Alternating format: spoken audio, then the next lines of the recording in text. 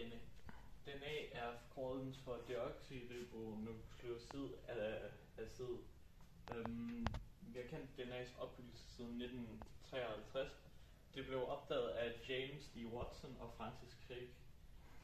DNA består af fosfat, en fosfatgruppe, og karbohydratdioxid, som er et sukkerstof i DNA. Der er fire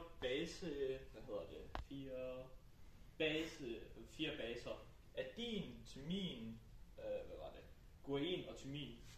Adin og tymin så altid over for hinanden. Så hvis der vi har amin, så skal på sådan en streg, hvor vi har 4, så skal tymin altid sidde over. Og det er det samme, hvis der vi har guanin, tror jeg det hedder.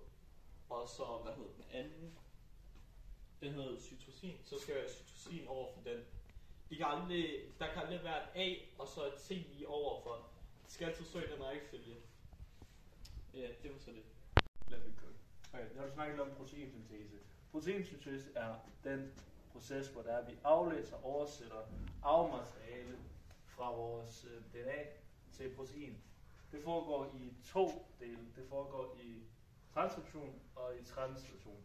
Transkription det foregår i cellekernen. Det er der, hvor det er, at DNA'en splitter sig, så kommer der nogle enzymer, så skaber det mRNA.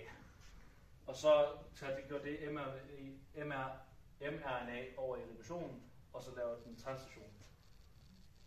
Okay, den anden del af proteinsyntese er translation. Og det er egentlig, hvor man tager polypeptinkæden fra vores mRNA og indsætter den i ribosommen. Ribosommen får de her antikodoner. For eksempel en kodon og en triplet af de her samlinger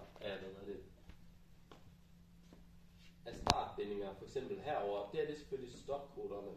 Men det, der skal starte for at få den her proces i gang, hvordan aminosyrer, som vi vil have ud af det her, det er vores AUG. Så AUG kan ikke bruges til at danne et aminosyre, men det kan kun bruges til at starte kædereaktionen af en katalysator på en måde.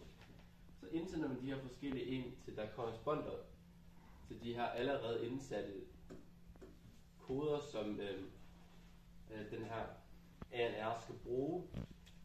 Og ud af den proces, når de så sætter sig fast heroppe til, så danner de et aminosyre, der kan passe ud til det. Den eneste måde, den her proces skal stoppes med, er at enten at de løber tør for det, eller at den støder på en af de her stopkodoner, enten UAA, UAG eller UGA. Det er det. Está da platypus? Peri de plata?